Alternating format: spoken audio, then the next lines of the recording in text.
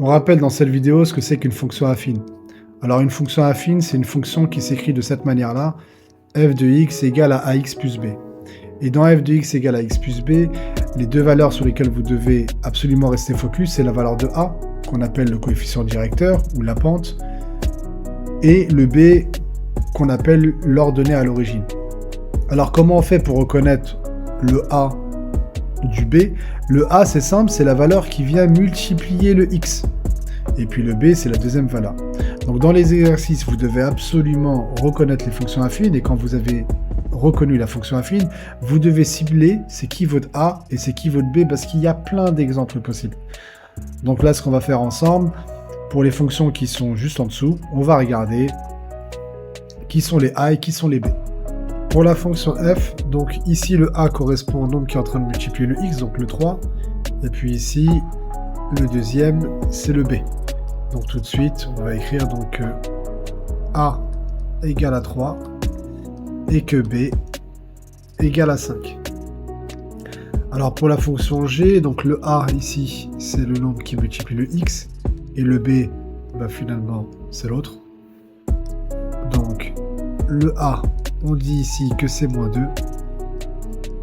et le b, on dira que c'est moins 3. Alors, pour la fonction ici h de x, bon h de x, même si vous ne voyez pas le a, c'est comme s'il y avait écrit 1x moins 5. Donc le a, c'est 1, et le b, c'est moins 5. Une chose que je vais écrire, donc le a,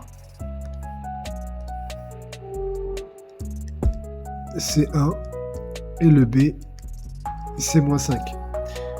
Pour la fonction p de x, bon là ils sont simplement inversés le ax et le b. On peut bien le réécrire. Donc ça fait 2x moins 10. Donc le a c'est le 2 et le b c'est moins 10. Donc le a c'est le 2 et le b moins 10. Pour q de x, alors q de x, on peut aussi bien l'écrire. Donc moins x, c'est comme si on avait moins 1x plus 6 cinquièmes. Donc le a, c'est le moins 1, et le b, c'est 6 cinquièmes. Donc c'est ce qu'on va écrire, a égale à moins 1, et puis le b, c'est 6 cinquièmes. Et pour le dernier, le dernier r de x,